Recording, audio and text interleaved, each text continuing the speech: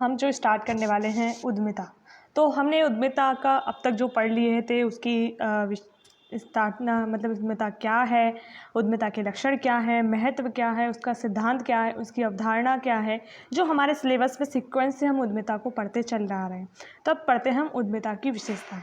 ठीक है, उद्यमिता की जो विशेषताएं क्यों पढ़नी चाहिए, इससे हमें ये पता चलेगा कि उद्यमिता बेसिकली है क्या, इसमें क्या क्या चीज़ें होती हैं, क्या क्या चीज़ों का हमें सामना करना पड़ता है और किस किस चीज़ों को अपनाया जाता है। तो उद्यमिता यानी परिणाम जनित व्यवहार है। इसमें क्या है, इसका हमें परिणाम जनित, इसका हमें क्या मिलता है, परिणाम मिलता है। यानी जो हम क्रिया कर रहे हैं वो हमारे सामने हमें दिखती है। ये उद्यमिता क्या है, परिणाम जनित व्यवहार है। इसमें क्या, पहली विशेषता इसका यही है। ठीक है, जैसे ओला केयर जो भावेश अग्रवाल इसके जो फाउंडर हैं, इन्होंने क्या सोचा, एक दिमाग में आइडिया आया कि हमें क्या करना चाहिए कि इस तरह की व्यवस्था लेके आनी चाहिए जिससे लोगों को भी सहायता मिले और हमें बेनिफिट हो। तो उसने देखा कि जिन लोगों के पास बाइक है, इनका कोई यूज़ नहीं हो रहा है, या कार है, इनका कोई यूज़ नहीं हो रहा है, या उन्होंने एक सेटअप स्टार्ट किया, एक इस तरह का एप्लीकेशन बनाया जिस पर कई सारे लोगों को जोड़ा और जो इस कार्य को कर सकता है उसको इसमें जोड़ने के लिए कहा गया। ठीक है, इससे क्या हुआ कि कई सारे लोग इसमें जुड़े और उन लोगों ने क्या किया, एक कार्य प्रारंभ किया। तो एक तरह का क्या हुआ, परिणाम, यानी इससे आपने कार्य तो प्रारंभ किया परंतु उसका परिणाम भी निकला। तो यह हो गया ओला केयर, इसका एग्जाम्पल। ऐसे आप कई सारे एग्जाम्पल ले सकते हैं जो इस तरह के आए और अपने आसपास देखते हो, जो परिणाम जनित व्यवहार से निकले हुए होते हैं। दूसरा है जोखिम उठाने की क्षमता। अगर आप कोई भी उद्यमिता या कोई भी उद्यम लगाते हो और उसमें आपको सबसे पहले क्या करना पड़ता है, जोखिम उठाना पड़ता है कि आपको अनसर्टेनिटी होती है कि आपका जो व्यवसाय है, उद्यम है, वो चलेगा या नहीं चलेगा। आप एक उद्यमी हैं, आपको एक उद्यम की स्थापना करनी है, उद्यमिता उसकी क्रिया है।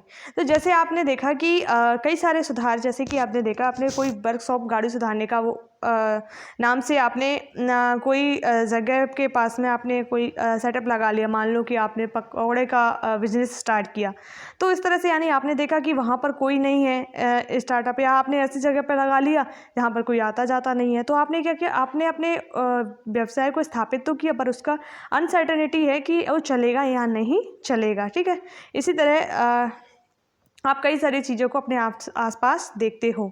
ठीक है, एक तरह का उद्यमी इसमें क्या करता है, जोखिम लेने का साहस उसमें होना चाहिए। ठीक है, नेक्स्ट है नव प्रवर्तन की योग्यता, यानी थर्ड क्या है, नव प्रवर्तन, यानी उद्यमी को क्या लेके आना चाहिए, अपने जो व्यवसाय है, उसका जो उद्यम है, उसमें नया प्रवर्तन लेके आना चाहिए। जैसे जो आम तो कई सारे वैरायटी के मिलते हैं, परंतु उसमें जो फिरोज शाह जो तुगलक का आम का बाग है, उन्होंने क्या लेकर नव प्रवर्तन लेके आए। तो जो फिरोज शाह तुगलक एक राजा थे, हम जानते हैं दिल्ली डायनेस्टी हमने पढ़ी है, उसमें तुगलक वंश के शासक थे फिरोज शाह तुगलक, मोहम्मद बिन तुगलक के भाई, जो एक चचेरे भाई थे और राजा बने। उन्होंने आम के बाग लगवाए, यानी उस समय का अपन आदिकाल का एग्जाम्पल ले सकते हैं, वर्तमान में लिख सकते हैं। जैसे कि आपने देखा कि एक अडोस कंपनी ने हेलमेट बनाया जो 5,000 रुपये का था। इसमें क्या हुआ कि आप पहनोगे तो आपके माथे पर चोट नहीं लगेगी, बहुत ही अच्छी क्वालिटी का हेलमेट है।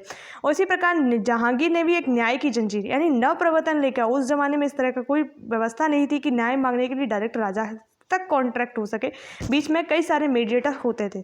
तो जहांगीर ने क्या किया, एक नव प्रवर्तन लेके आया ना, कि वो न्याय की जंजीर लगाई और उससे वो उसको टन टन करके राजा तक उसका आदेश पहुंच जाता था। ठीक है, हमारा फोर्थ है निरंतर प्रक्रिया, यानी उद्यमिता क्या है, एक अन्य विशेषता क्या है, निरंतर चलने वाली प्रक्रिया है। ऐसा नहीं है एक बार आपने जो स्टार्ट कर दिया उसके बाद आप उसे बंद करते हैं, यानी आप बंद कर दोगे तो आपको बेनिफिट नहीं होगा। आपको निरंतर अपने प्रोडक्ट में मतलब और उसको प्रमोट करने के लिए, बढ़ावा देने के लिए परिवर्तन लाते रहना पड़ेगा, यानी निरंतर प्रक्रिया, चलने वाली प्रक्रिया। जैसे आपने एडवर्टाइजमेंट करके आप विज्ञापन के माध्यम से अपने व्यवसाय को ऊपर तक ले जा सकते हैं।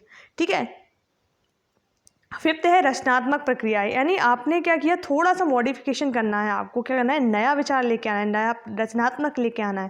जैसे कि आईफोन में जो आपने देखते हैं कई सारे वर्जन आते हैं, परंतु माइनर सा चेंजेस करके उसके, जैसे अभी आईफोन 15 आया, ठीक है, अब आईफोन 16 आने वाला है और आईफोन 15 के बाद 15 प्रो मैक्स है, जो 15 और 15 प्रो मैक्स में माइनस मतलब थोड़ा सा डिफरेंस है। तो इस प्रकार के आप रचनात्मक परिवर्तन लेके आए ना, उसमें थोड़ा सा मॉडिफिकेशन, यानी आपके पास प्रोडक्ट है उसी में आप थोड़ा सा मॉडिफिकेशन कर रहे हो, ठीक है। संसाधनों का सृजन, यानी आपको देखा कि जो संसाधन है मतलब सृजन करना, यानी आपने देखा कि कोई किसी कंपनी की किसी ने इलेक्ट्रिक बाइक बनाई उदाहरण के लिए मान लीजिए, और अदर कंपनी ने भी इलेक्ट्रिक स्कूटी बना दी। तो इस तरह से क्या हुआ, संसाधनों का आपने देख के अलग कंपनी का उत्पाद बना दिया, यानी अपना एक उत्पाद लेके आ गए मार्केट में। या अब देखते हो कई तरह के बिस्किट मार्केट में आपको दिखते हैं, तो मतलब एक ही क्वालिटी का जब उत्पाद रहेगा तो उसकी डोमिनेंसी बहुत अधिक रहेगी, और आप जो नया प्रोडक्ट उसी जैसे प्रोडक्ट दूसरा लेके आ गए तो आपका प्रोडक्ट भी बिक जाएगा। यानी आपका क्या कि संसाधनों का सृजन किया, बहुत सारे संसाधनों का सृजन हो जाता है उद्यमिता के अंदर, ठीक है। व्यवसाय प्रवृत्ति, यानी आपके अंदर क्या होनी चाहिए, व्यवसाय की प्रवृत्ति होनी चाहिए। उद्यमिता के अंदर क्या होनी चाहिए, व्यवसाय की प्रवृत्ति होनी चाहिए। ऐसा नहीं है कि कोई ऐसा व्यक्ति व्यवसाय स्थापित कर दे जिसको व्यवसाय की नॉलेज ही ना हो, तो उसका व्यवसाय तो ऑटोमेटिकली जोखिम तो वो ले रहा है, परंतु चलेगा नहीं चलेगा, ये अनसर्टेनिटी हो जाएगी इस तरह की कि उसे पता ही नहीं उसका व्यवसाय कैसे चल रहा है। तो इसके व्यक्ति के बीच में क्या होना चाहिए, व्यक्ति के अंदर क्या होना चाहिए, व्यवसाय का प्रवृत्ति होनी चाहिए, ठीक है। जैसे मुकेश अंबानी, आपने देखा है कि मुकेश अंबानी के फादर जी जो थे धीरू भाई अंबानी, उनने और जहाँ तक जो व्यवसाय लेके आए थे, अपने जो उद्यम को लेके आए थे, उसके बाद जितनी ऊंचाइयों पर जो पहुँचाया है वो मुकेश अंबानी ने पहुँचाया है, ठीक है। जैसे अश्विनी ग्रोवर हैं, दीपेंद्र गोयल हैं, इन्होंने भी अपने व्यवसाय को बहुत अधिक ऊँची स्तर पर लेके गए हैं। और अडानी जी को देख लीजिए आप, बहुत सारे व्यवसाय के हैं जो इनमें व्यवसाय की प्रवृत्ति बहुत अधिक अच्छी है। हेरते हैं आपका वातावरण प्रेरित क्रिया, यानी आपने क्या देखा कि वातावरण प्रेरित क्रिया ऐसे है कि आपने देखा कि कई सारे प्रोडक्ट हैं जिससे इन्वायरमेंट पॉल्यूशन हो रहा है।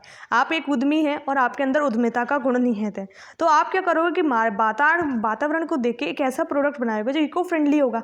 जैसे अब आप देख रहे हो ई साइकिल, इसका प्रोडक्ट के लिए आपने ऐसी मशीनें लगा ली जिसका आपका प्रोडक्ट क्या हो, रिसाइकिल हो सके, और जिसका द्वारा यूजर ई स्कूटर हैं जब आपका क्या होता है पॉल्यूशन कम करते हैं, ई कार भी आने लगी, ठीक है। हाथी छाप पेपर वो है, जैसे आप जानते हैं कि आपका जो ज़्यादातर जो कागज़ बनता है वो किससे बनता है, लकड़ी से बनता है, और हाथी छाप गोबर है का जो पेपर है वो बनता है जो आपका हाथी का गोबर होता है उससे ये पेपर बनता है, तो नाम से ही हमें दिख रहा है। और सौर पैनल से भी हमारा वातावरण प्रेरित क्रिया है, जिसमें हमारे वातावरण को कोई नुकसान नहीं पहुंचता है, और हम उद्यमी होने के नाते हमारे अंदर ये उद्यमिता का गुण होता है, और यह उसकी विशेषता भी है, वातावरण प्रेरित क्रियाओं के अधीन वो होता है। इस प्रकार हमने जो पढ़ा उद्यमिता की विशेषताएं पढ़ ली। अब हम पढ़ेंगे उद्यमिता में नवाचार। तो हमारा जो नेक्स्ट होगा, अब आप नेक्स्ट क्वेश्चन जो लिख सकते हैं, आप इसको लिख के देखिए, उद्यमिता की विशेषताओं का विस्तार पूर्वक वर्णन कीजिए। यानी उद्यमिता की जो विशेषताएं हैं उनका आपको क्या करना है, विस्तार पूर्वक वर्णन करना है।